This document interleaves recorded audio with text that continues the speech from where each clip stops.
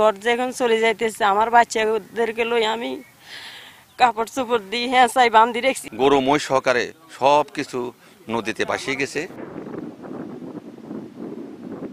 ঘূর্ণিঝড় রেমালের আঘাতে একমাত্র আশ্রয়স্থল ঘরটি হারিয়ে নিঃস্ব নিঝুম দ্বীপের মোল্লা গ্রামের বাসিন্দা তাসলিমা বেগমের পরিবার। দুমড়ে মুচড়ে যাওয়া ঘরের চাল বেড়া পড়ে আছে ভিটার উপর।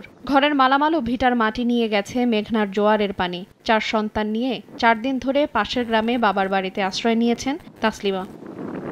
একই অবস্থা নোয়াখালীর দ্বীপ উপজেলা হাতিয়ার অর্ধশতাধিক পরিবারের। ঘাসিয়ার চর ও ঢালচর সহ 11টি ইউনিয়নে অনেকেরই ঘরবাড়ি বিধ্বস্ত হয়েছে। খোয়া গেছে ঘেরের মাছ।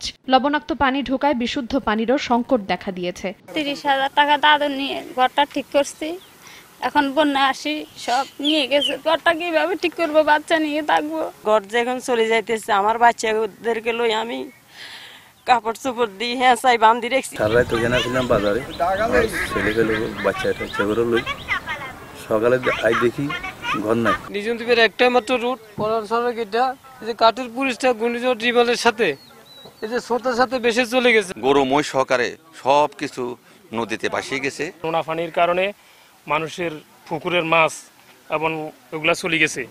নগদে 500 টাকা বা তার বেশি পেমেন্টে পেতে পারেন ঢাকায় জমিসহ 20 কোটি টাকার পুরস্কার। ক্ষতিগ্রস্ত পরিবারগুলোকে পুনর্বাসনের আশ্বাস উপজেলা চেয়ারম্যানের। সরকারের কাছে আবেদন করছি যেন দ্রুত এই বিষয়ে পদক্ষেপ নেয় এবং আমরা যারা স্থানীয় জনপ্রতিনিধিরা আছি তারা আমাদের নিজস্ব অর্থায়ন থেকে আমরা যা পারি বন্যার্তদের মাঝে সহযোগিতা করছি। উপজেলা প্রশাসনের তথ্য মতে গত 26 মে রেমালের আঘাতে হাতিয়ার 3,498টি ঘরবাড়ি, 65 কিলোমিটার কাঁচা রাস্তা ক্ষতি হয়েছে। সময় সংবাদ, নোয়াখালী।